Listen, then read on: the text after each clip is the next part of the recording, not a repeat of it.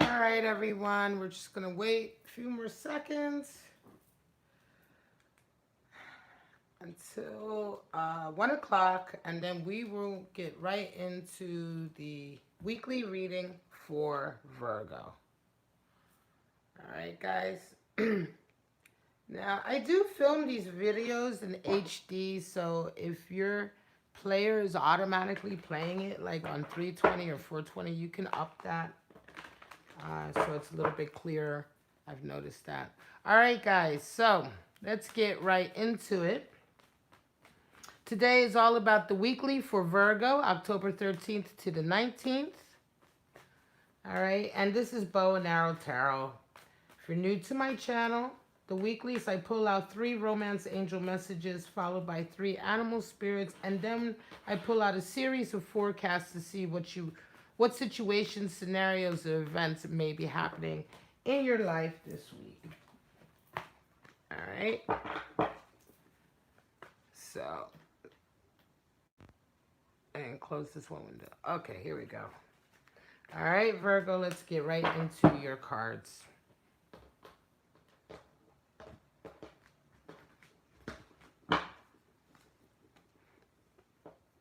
Wedding. So this is interesting. This just came up for the Taurus reading as well. Wedding. So wedding is on the cards for some of you. Forgiving and learning. As you release and heal the past, you experience more love in your present moments, right? Forgiving and learning is very, very good energy. Reconciliatory energy. And playfulness. To recapture romance, allow your inner youthful spirit of fun to shine. So playfulness, right? Not taking things so serious, Virgo. You know, opening yourself up to the bliss of life, right? So let's get right into your animal spirits. We won't really know how these messages play into this week until we pull out the rest of the cards. But first, we're going to go ahead and pull out your animal spirits. And I pull animal spirits because they're really good indication of events or the nature of events or experiences that you're going through, stages in your life. Can be certain energies that are coming into your life. When we talk about energy, we mean energy that you're either tapping into or that is coming up within yourself that you're able to draw on, or energies that you're drawing from your environment or others around you, energies that people may be bringing into your life, okay? So it's all really how it reflects in your situation. And of course, just take what, resonates with you and just enjoy disregarding the rest. We know this can't be for every single Virgo out there. All right? All right, my lovelies, let's start it. The hummingbird. Beautiful air energy. I love this hummingbird. This is one of my regular players. So for my collective, right, I have quite a few animal spirits that come up quite regularly. The hummingbird is one of them. The frog is another. And the bee, right? The hummingbird, the frog, and the bee. These are the three of my main players that really show up a lot. And it's been a while since we've seen the hummingbird. We're going to get into it. The unicorn. Wow. Beautiful energy. Now, the unicorn is associated, this symbol at the top is the alchemical symbol for ether or spirit. So the animal spirits come in 5 elements. And in fact, there are 5 elements when we talk about certain theories or theologies, areas of thought, especially when we're talking about metaphysical ideas, right? And so that's earth, fire, water, air, and ether. And the ether animal spirits, there are 7, and they are associated with the chakras. This one, of course, is associated with the 6th chakra, which is the 3rd eye. And of course, we see that with the unicorn extending from the 3rd eye. And we have the lamb. Now, the lamb is earth energy, right? Very still, very gentle creature, and really is a hearkening the arrival of messages, right? So we're going to get right into these animal spirits briefly. I'm going to review them with you before we go ahead into your spreads. And of course, I'm doing these live streams to interact with my audience. I love interacting with you guys. So if you have any questions of how any of this may be pertaining to your situation, please feel free. I do check the chat window. So, hummingbird is up. What do we know about the hummingbird? Well, we know the hummingbird is an extremely resourceful animal, but the hummingbird is spiritually resourceful. And what I mean by that is that the hummingbird, what does he do all day or she do all day? They go around and they know the best places to find the best nectar. We talk about nectar as being something that nourishes us, right? But nectar is more than just nourishing the body. It nourishes the soul. It nourishes the emotions. It nourishes the mind. And so the hummingbird is an extremely spiritually resourceful creature. This is the person in your life who's going to be able to help you find healing. This is the person who's going to be able to help you find strength in areas, especially when your spirit is really under attack, right? The hummingbird can come in to sort of lift you up, to give you, to bring whatever is needed, right, for you at that time. This is very individual, of course. It's very different things for different people that sort of elevate our spirits or can bring our spirits out of the doldrums or the darkness. The hummingbird, though, knows exactly what to do for each. Very, very energetic animal. This person who's resonating with hummingbird energy has an immense amount of energy and momentum, this ability to sort of stamina is the word I'm looking for. Not so much momentum, but stamina, you know. If you've ever seen a hummingbird in the wild, the way they fly is incredible. They're able to stand absolutely still, but move so quickly. Their wings move so quickly. It's very, very beautiful animal. Of course, it's an air element animal, and so here we're talking also about the realm of the thought, our ego, how we think about the world, the concepts that we have, the concepts that we investigate or that interest us, right? And so this is a person who's very easy to talk to and you can communicate with very well. And everyone loves to be around hummingbird energy. Now, the unicorn is associated, as I said, with the sixth chakra, which is the third eye chakra. We know this. You can always tell because of the horn extending from the unicorn's third eye. And the unicorn talks about the belief in, well, first of all, it talks about opening up your third eye chakra. And so, why do we do that? Why do we open our third eye? And how do we do that? Well, we do it because we want to be more attuned to the energies in life that can't necessarily be seen or heard or felt in the regular sense of the word, right? With our regular five senses. This is our sixth sense. And so when we're opening up our third eye, we're wanting to increase our sixth sense ability, right? Now, you can't increase an ability if you don't believe in it. Unicorn energy also brings with it a message that in order to have magic in your life, you have to believe in it. And so here we're talking also about a bit of faith. Faith in magic. Faith in the idea that it's out there as long as we open our mind to it, right? So this is not the card for the pessimist. This is not, those people, you ever meet somebody and they pretend to be into something that you're into that might be considered a bit woo-woo, they call it woo-woo. Tarot readers are considered woo-woo or whatever, Reiki healers, right? They may be interested in it, but yet every time you try to talk with them about it or expose them to that or sort of like give them a bit of an experience of what it's about, they're full of pessimistic questions. They're full of like, well, if means this, then why does this mean, and they're being very argumentative. This is a person who doesn't want to believe. And if you don't want to believe, right, if you're going to be a curmudgeon about it, if you don't want to believe, if you don't have at least as much of a child's sort of curiosity and openness to these things, then your third eye simply will not open. It just won't. You're not going to get any experience of that world if you don't start off with at least a little bit of faith. And so unicorn energy also talks to us about having faith in the spirit, having faith in magic. Now, the lamb comes in. The lamb is beautiful. Beckons, the lamb talks about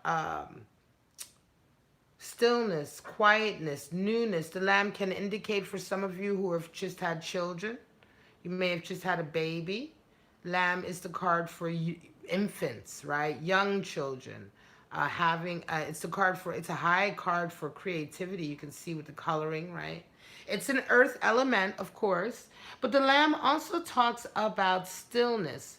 The need for stillness because there's a certain understanding or message that you need to get, right? And in order to get it, you need to still your mind and your heart, still your senses, go into a quiet, perhaps state, a meditative state.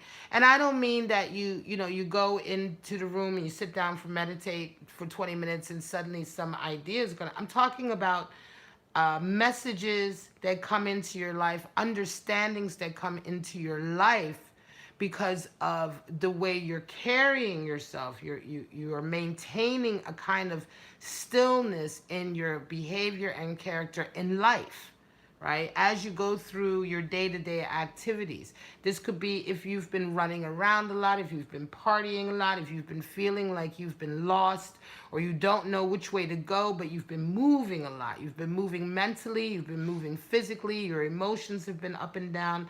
The lamb comes in to let us know that it's time to still all of that and quiet all of that so that the answers that you seek can begin to come into you. Right? And coming into you meaning by dawning in your awareness. You wake up, you suddenly think this, you suddenly have this thought in your head. You have to still the mind. Oftentimes you have to still your environment and mind and slow things down if you want to be receptive to certain ideas and feelings coming up within yourself, and for you to be able to look at them and experience them. You know? It's like when we read, right? When we read, we take that information in, we create a picture in our minds, right? This is why reading and language is such a gift for humans, because depending on how something is written, it can literally open up your mind to think about something in a completely different way, right? Why? How does that happen? You're quiet, you're still, and you're paying attention to the words on the page. And the concept comes in and it formulates in your mind. The same is with lamb energy. When you calm your life and you sort of quiet your mind and you just focus on like life, basically, right? Just the moments that follow each other, ideas come in. This is what we mean when we say messages coming in, inspiration coming in, spirit coming in. All right, guys, so this is for you, Virgo, this week. Very magical week. This week is really a lot about the spirit for you, in the sense of, an awakening happening, a forgiving and learning, right, is happening with that romance angel message. Sometimes for those of you who are getting married or attending a wedding, sometimes weddings, births, marriages, and deaths, right? That is actually a great series in the UK. When I lived in England, I used to watch that, I think, with Ray Winstone, I think, is the actor. So for my UK watchers, I do remember that show. It's an awesome show. Births, deaths, and marriages. But births, deaths, and marriages are times in our lives where the emotions are so overwhelming oftentimes, and it's in those moments that a lot of times healing can happen. Forgiveness and learning can come in, right? An opening to our spiritual side can happen. So for some of you, if you're getting married or if you've just had a baby, right, this may be a time to heal old family wounds, or to perhaps let go of things that you've been holding on to, right, that have been negative. Being able to let go, because suddenly the power and the thought and the energy comes in. What it is that you need to feel and think comes in to give you the strength to let go, right? And this is all part of the energies I just reviewed with this animal spirit layout. Very, very nice indeed, Virgo, for you this week. Let's get into your forecast, guys. I'll be streaming all day today. the rest of the weeklies. After this, at 2 o'clock, we're going to have Capricorn, and then at 3 o'clock, we're going to start right off into the water signs. So cross watchers, you can come back later for that. 2 of Swords, 8 of Cups, and 3 of Pentacles. Okay, right. 2 of Swords. So somebody is, some of you are in a relationship with an individual that is really giving you an impossible choice. Fractals. Oh, thank you so much, Fractals. Oh, thank you very, very much. Yes, I have finally, I finally figured out this whole video streaming thing, and it's amazing, right? Because I was actually a physics major in college, but yeah, I'm pretty done with this stuff. So I finally figured it out, and I'm going to be trying to live stream a lot more so that I can interact with my watchers, because I really do love interacting with all of you guys. And it really helps my energies when I'm reading to be doing live streams. It's really strange. I'm going to do a video on that later, but thank you for stopping by. So some of you are dealing with a relationship, and this relationship or the individual that you're dealing with is really either they're putting a lot of pressure on you to make a choice, or you are feeling a lot of pressure to make a choice. 2 of Swords talks about making an impossible, feeling as though you have to make an impossible decision. Now, hello, Margot. I love that name, Margot. Hello, Margot. 2 of Swords is feeling as though you have to make an impossible decision. Now, I'm going to spend a little bit of time on this card because this is oftentimes a very misinterpreted card. Okay. Because let's break it down. There's 2 swords. They're equal. She can't make a choice. She can't look at them and make a choice by looking at them because they seemingly look exactly like each other. She can't feel the difference in the weight because they weigh the same. So on the surface, this is an impossible decision. So what does the figure do? She bounds her eyes, right? She blindfolds herself so that she can go within. So that she can go inside, because she feels that if she goes inside, maybe she can intuit the decision. Maybe she can feel which way to go, because every other way of deciding is not working, right?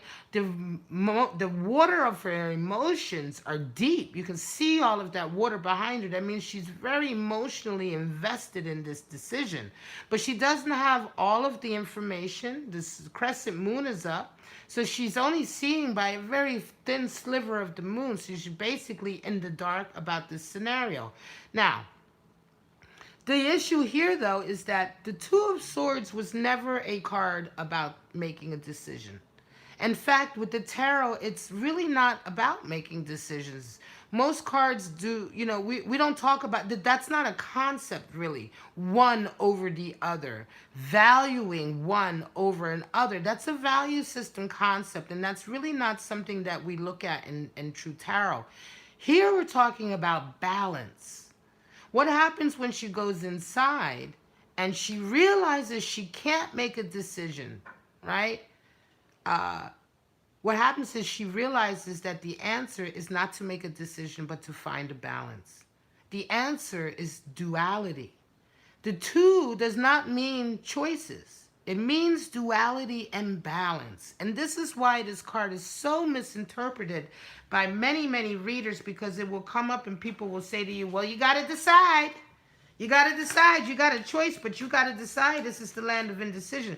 It's not about that. It's about realizing that once you face the fact that you can't decide between the 2, you must find a balance. And why should you? Life is not black and white.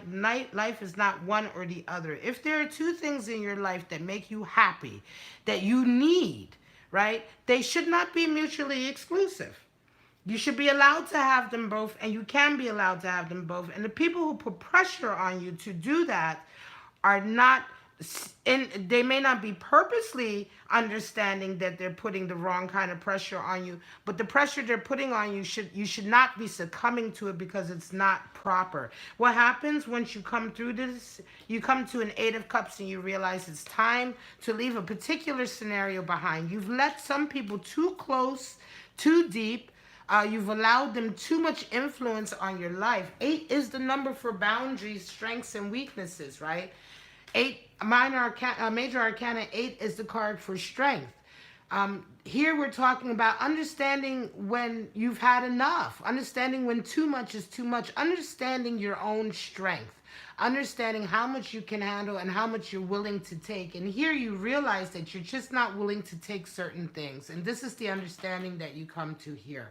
You're not willing to take this pressure anymore. You're not willing to take this behavior that continues to give you this feeling of having to sort of choose, right? So for some of you, you're in a relationship, and this week you wake up to this. You wake up to this understanding, and you begin to leave the pressures and the connections behind that are overstepping your bounds, the ones that you understand, okay, this is my boundary, you're crossing the boundary now, and I'm not going to accept that anymore.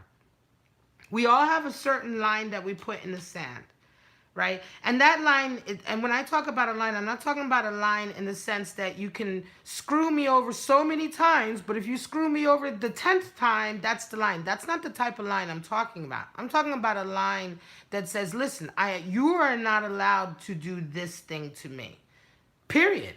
Not once, not ever. That's the line I'm talking about. Now, it doesn't have to be extremely hard, right? We have to allow people, to be who they are, but you have to know yourself what you're willing to take. And if you realize that you're the type of person that you can't handle your partner putting pressure on you about work, which I'm getting to, this is what it's about, 3 of Pentacles, then that's the line you have to put in the sand with your partners. And you have to say, look, dear, I love you very much, but I can't have you putting pressure on me about this. This is me. This is my thing, and this is how I'm going to handle it, right? That's an example, because this is all about work. And when you come to this realization, what happens is you go and double down mind, body, and soul into your work with this 3 of Pentacles. I'm going to say for some of you, you've had a relationship that's been keeping you from your other passion, which is your work.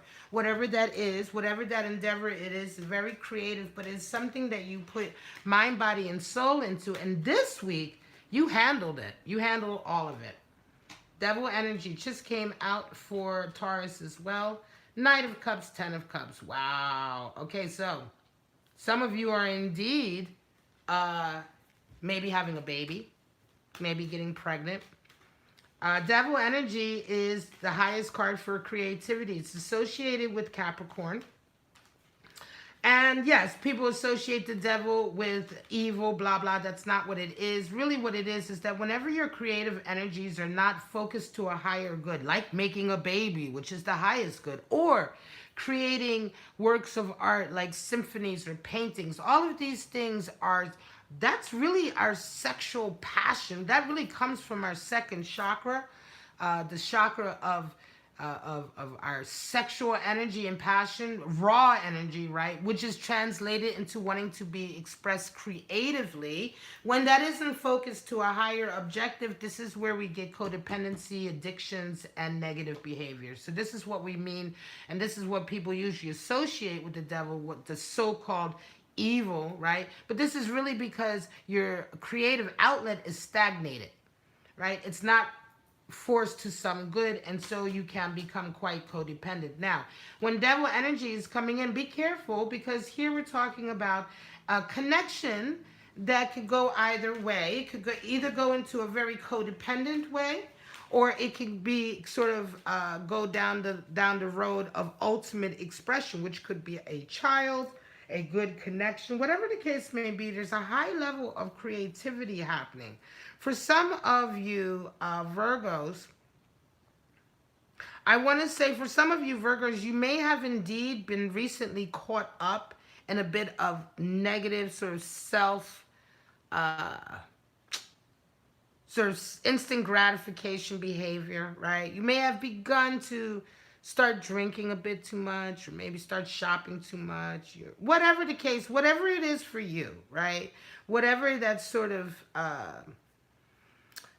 that mode is for you, and we all have it. right? We all have an indulgence, right, that we allow ourselves when we're not feeling very good. For some of you, you may have indeed been in this space for a little while because your creative outlet has been a little bit stagnated or blocked. But this week, you come right out of it. Look how this darkness comes right out into this beautiful blue. Someone comes in for you this week. A Knight of Cups comes in for you this week, and it really brightens up your day. Some of you, this could be an ex coming back. This could be a lover that you've fallen out with, and they're coming back with their apologies, or they're coming back. You know, this could be someone you may have been away from for quite some time. But in the meantime, while they've been away or while you haven't had this connection, you have been feeling quite sort of down on yourself. This week, this completely lifts.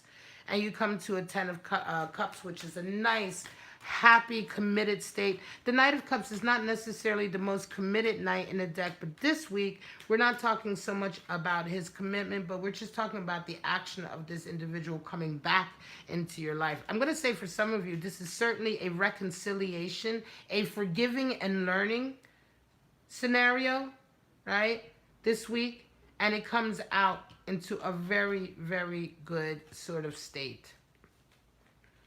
King of Wands. We're not doing reversals for the weeklies. Five of Cups and King of Swords. Huh. Interesting. So, oh boy, King of Wands. All right, so for some of you, I'm going to say, you're really kind of, the easiest thing to say here is that you're caught between two people. That would be the easiest thing to say, right? But it's not really what I feel is going on here. King of Wands talks about, the King of Wands is the ultimate leader in the sense that he leads by example. He leads with his sort of creativity. He leads with his eccentricity, his ability to go forward with his ideas, to manifest them to their ultimate goal without any fear of anything.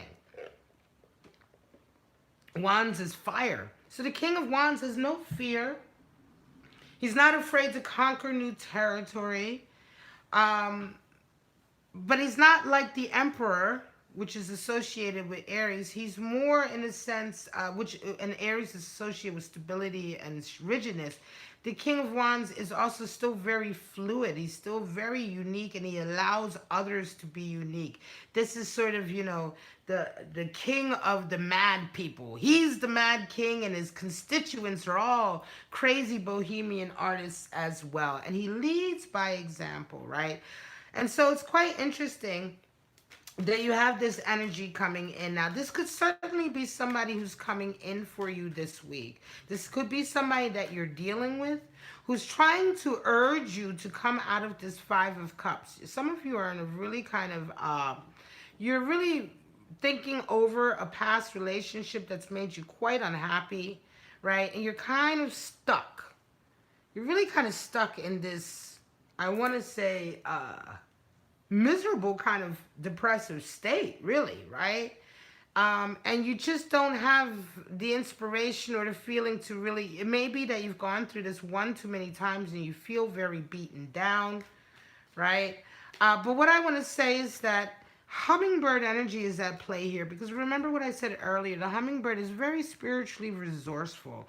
And some of you have someone in your life who is not only spiritually resourceful, right, but they're very strong, they're very fiery, they care for you, and I think they're coming into your life maybe to lead by example for you, to sort of help you pull yourself out of this Five of Cups. And this week, this is going to begin to happen, right? Now, the King of Swords comes in, and he's the great rule maker. He's the great sort of like disciplinarian. He comes in, he insists on honesty in the situation.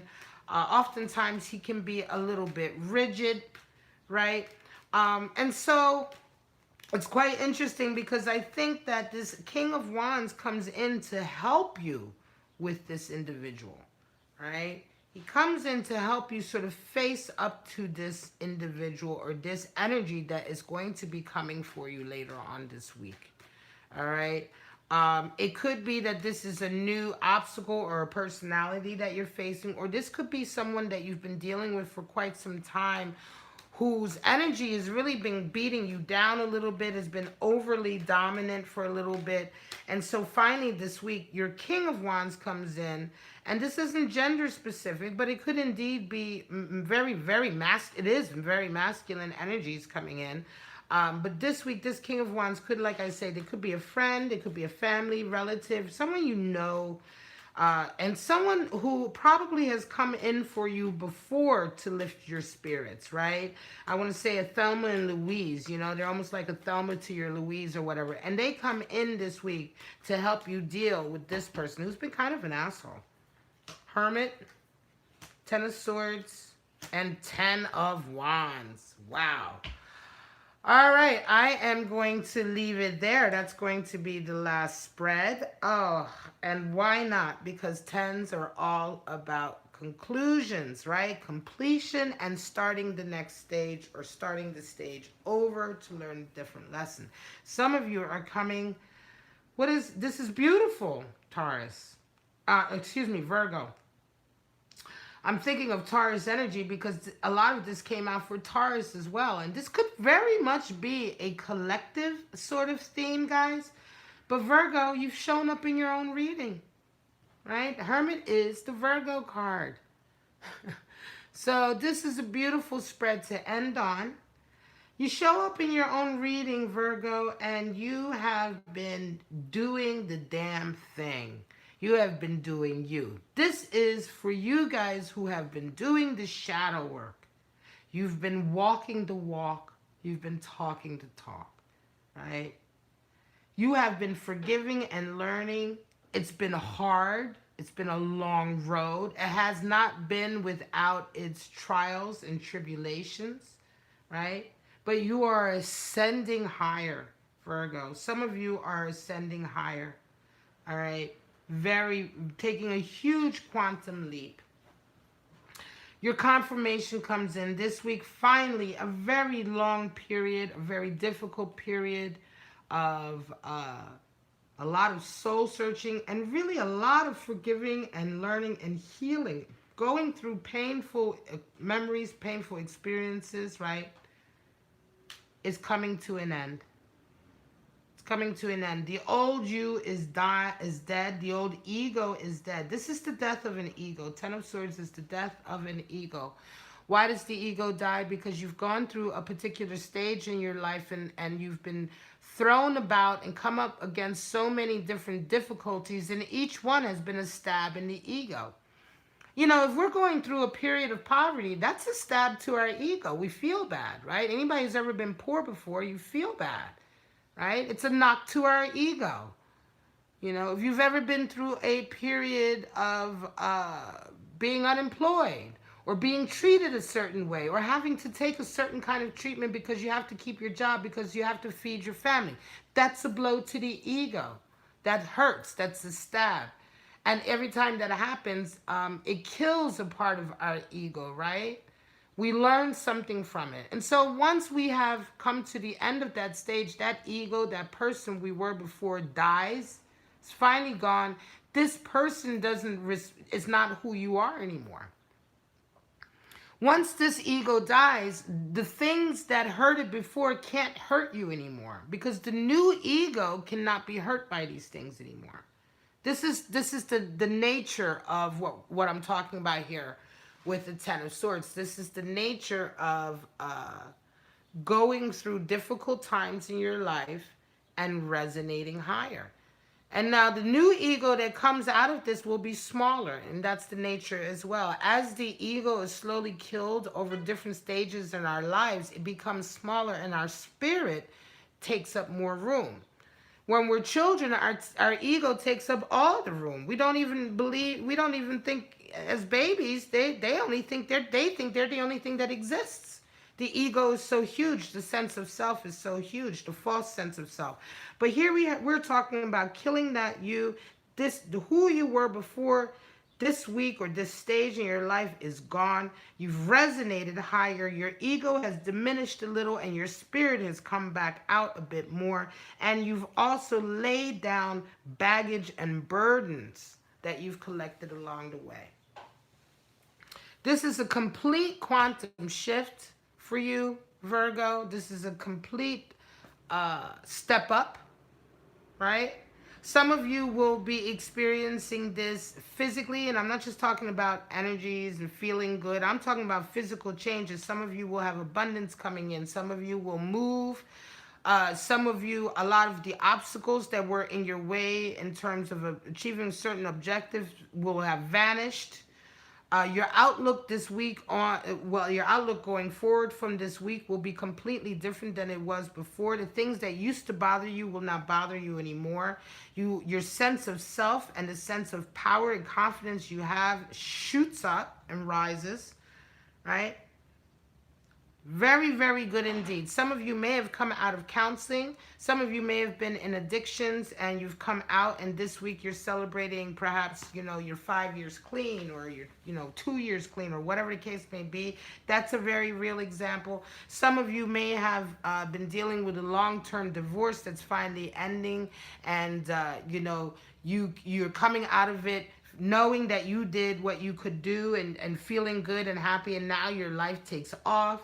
There's very, very real sort of material reaffirmation that you're going to get this week about this that I'm talking about. But this is the nature of why it's happening.